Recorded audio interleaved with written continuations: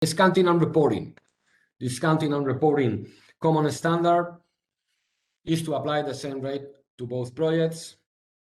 The rate of discount is commonly calculated specifically at the time of calculation, but in UK is fixed and reviewed every 3 or 4 years. Okay, United Kingdom use a social discount rate. Okay, but the most common is risk-free rate.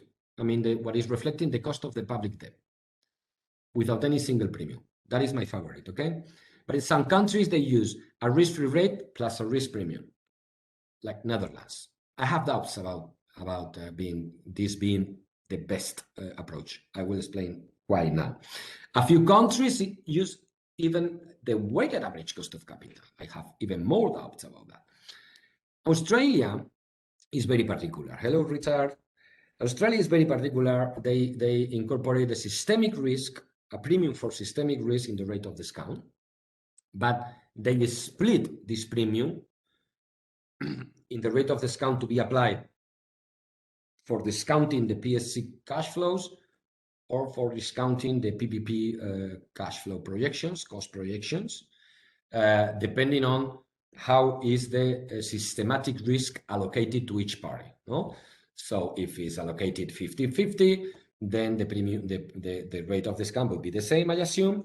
It would be 50% of the premium would be incorporated on top of the risk-free to calculate the rate of discount for the PSC, and the same for the PPP. If it's 75% of the risk is being transferred to the PPP, the systematic risk, then 75% of the premium will be allocated in the rate of discount of the PPP. Okay, systematic risk is what is non-diversified. It's probably is the opposite to the project-specific risks.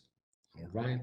So I find this very accurate and very sophisticated, but very complicated. And too much complicated for emerging markets, in my opinion. Okay, in my opinion. The idea here is that I should not penalize the PPP if I'm transferring systematic risk by applying simply the risk-free rate of discount, because I am not discounting the effect of the risk transfer of the systematic risk. But this is coming from the idea that systematic risk is something that should be incorporated in the rate of discount and not in the cash flow projections. In Canada, however, they say the systematic risk and any other risk can be captured in the risk transfer adjustments that we mentioned before, that are explicit adjustments to be made to the cash flows. Okay, all right. Our opinion here. Australian approach seems to be the most accurate, but the most complex. We don't see clear the sense of using a private finance. In any case, we don't see clear using a private finance rate, WACC, or any other. And in any case, the higher the rate, the higher the bias. I mean, if we are using a higher rate to discount, we are always favoring the PPP and biasing in favor of the PPP, discounting at a rate that is not reflecting the true opportunity cost of the government. Risk-free rate seems to be the simplest, in my opinion, most reasonable approach. Okay, if you consider, I think so, that the systematic risk can be incorporated in the projections, like they say in Ontario. Okay, in Ontario they say, oh, okay, we are to some extent virtually creating a cash flow projection, cost projections that is risk-free once we are incorporating the value of the risks in the PSC. So risk-free is what we should use to discount.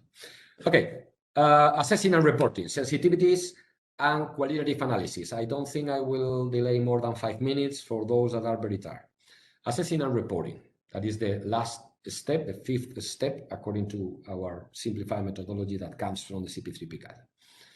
The relevance credibility given to quantitative value for money is decreasing progressively. I mean, you may see how in UK they turned around 7 years ago and just abandoned completely the quantitative approach or only quantitative approach. How Australia or Netherlands, for taking the decision to go forward with the project as a PPP, they don't rely on quantitative at all. They just do qualitative. Vast majority of countries require sensitivities always to frame the results and incorporate uncertainty, not just a single number. Most relevant practices require the incorporation of qualitative considerations in the final report to complement the quantitative assessment. And in many of the cases, a project may be approved, even if it would be a negative, the base case of the value for money, if you can justify that it's not so heavily negative, I don't know, -2%, we are losing 2% of the value, but look to these sensitivities, there is a lot of room for a lot of value and these qualitative considerations and so on. So we can make a pass to that project. That is impossible in Latin America, for example. Qualitative aspects and sensitivities must be incorporated into the decision framework, okay? That's my big call here.